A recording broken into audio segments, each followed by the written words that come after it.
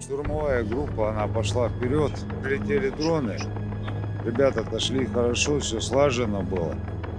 Ну вот они открывают тут минометный огонь.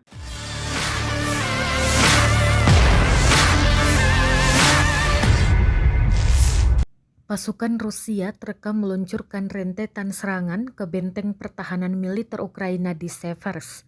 Rekaman aksinya beredar di Telegram pada Rabu 22 Maret 2023. Pasukan Rusia meluncurkan rentetan serangan mortir hingga tembakan dari senapan mesin ke arah musuh.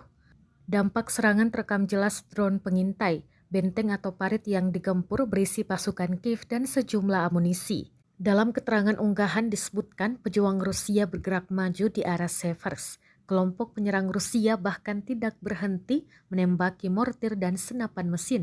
Jelas narasi unggahan. Terpantau pasukan Ukraina juga turut membalas serangan, namun tidak dirincikan total kerugian dan korban jiwa dalam insiden ini.